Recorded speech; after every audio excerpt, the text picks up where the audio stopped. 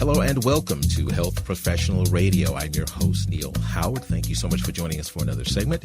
We're going to be speaking with Dr. Devon Christie. She's joining us here from Numinus Wellness Inc. It's a Canadian-based company at the forefront of advancing safe, effective, and innovative psychedelic-assisted therapies. Welcome to Health Professional Radio, Dr. Christie. Thank you. It's a pleasure to be here. Well, tell us a bit about yourself and what led you to pursue a career in medicine, more specifically mental health medicine.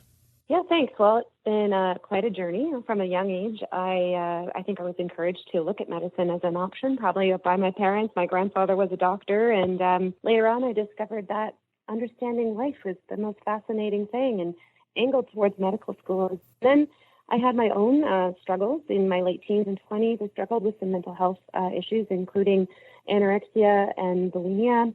I learned a lot about how the healthcare system here in Canada can meet the needs of people and don't meet the needs of people with these types of conditions, and really entered the profession of medicine wanting to make a difference. And I think always wanting to look for new and innovative treatments. And so my journey since then has been one of my own personal healing and fascination, and that has led to psychedelic-assisted psychotherapy. We came across it quite academically, actually, and have been very impressed with what I've learned. What's your role at Numinus Wellness? So currently at Numinus, I'm the Medical and Therapeutic Services Director, and I'm assisting in a couple of branches of our company.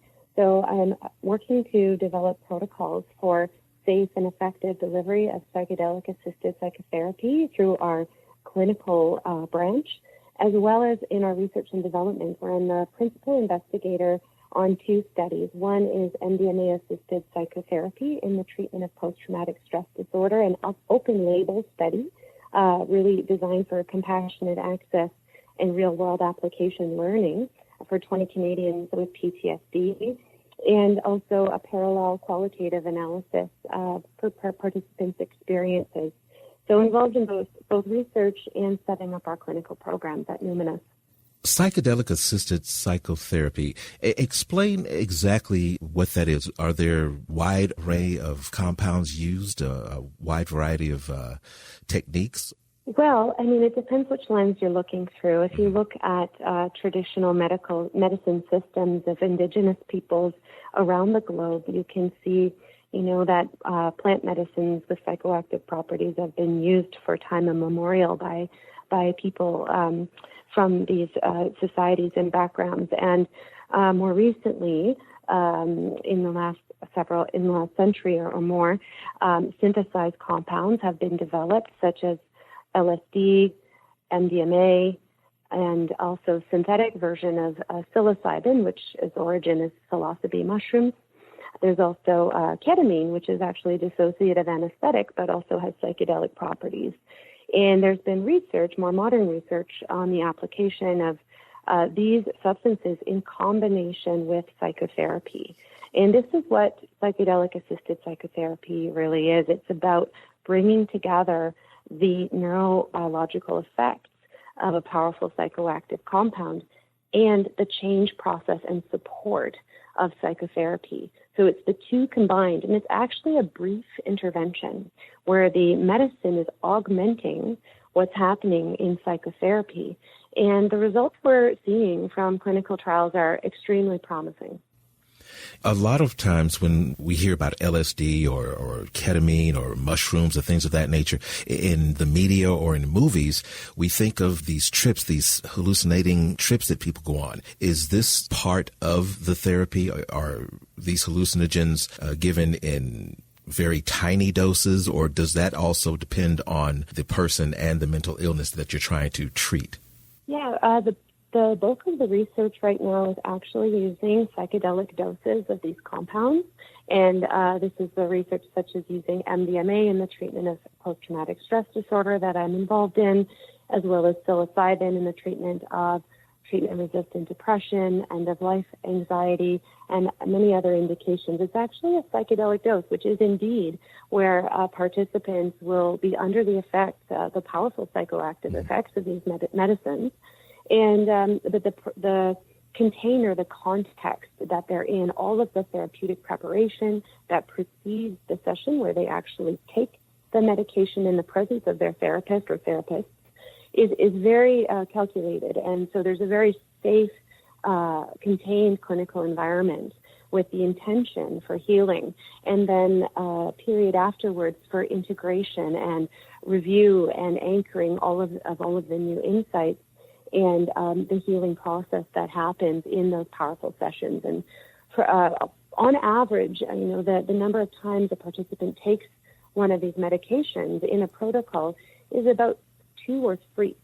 So it's a very different thing than what we commonly do in mental health care, which is treating people's symptoms with daily doses of small amounts of medications. And quite a big difference, too, because with psychedelic-assisted psychotherapy, there's this healing intent to actually get to the root of what's driving the symptoms in the first place versus simply kind of keeping them at bay day in and day out.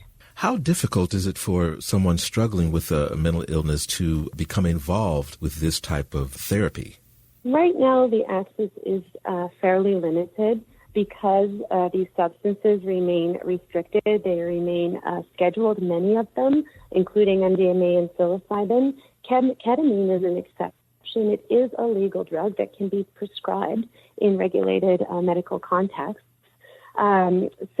But by and large, because these are very new, innovative treatments, this is why Numinus, our company, is investing so much in creating the infrastructures and the opportunities for people to actually have access to these treatments, be that through our clinical trials or through our clinical offerings of ketamine-assisted psychotherapy.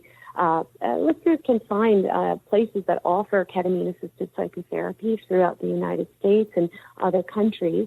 Though that being said, with ketamine, the predominant model for depression up until more recently has just been a very medicalized intravenous model where it's still just about the biological action of the medication as opposed to it being an augment or catalyst to the psychotherapeutic change process, which is what ketamine-assisted psychotherapy is.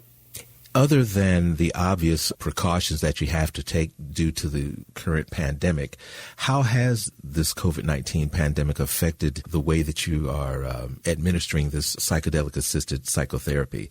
Have you seen a rise in acceptance? Have you seen some of the regulations becoming less stringent as a result of the pandemic or more stringent? Well, I think you raise something very significant, which is the worsening of what was already a mental health crisis before the COVID-19 global pandemic. So we've seen mental health rates skyrocket in the last year. And I think this really does put pressure on regulators, on the folks in office that are responsible for making changes that would increase access and increase research to these promising therapies, as well as regulating bodies like our College of Physicians and Surgeons and others. There becomes less and less argument to remain restrictive when there is such an urgent global need and certain societal need here in Canada and in the United States to have more options and more solutions for people who are suffering. So I do see that this is putting pressure on policymakers and regulators to move quickly, to look at the science and to look at the safety data and the efficacy data, which is so promising for these treatments, and to make appropriate changes to allow them to move ahead. Give us a website where our listeners can learn more about Numinus Wellness. Sure, yeah. They can go to numinuswellness.com as our website for your listeners to keep up to speed with what we're doing at Numinus. Well, Dr. Christie, I appreciate you joining us here on the program. Thank you so much for lending us some of your time. Oh, it's my pleasure. Thanks so much for your interest. You've been listening to Health Professional Radio. I'm your host, Neil Howard, in conversation with Dr. Devon Christie. Audio copies of this program are available at hpr.fm and healthprofessionalradio.com.au. You can also subscribe to the podcast on iTunes, download at SoundCloud, and be sure and subscribe to our YouTube channel at youtube.com/Health Professional Radio.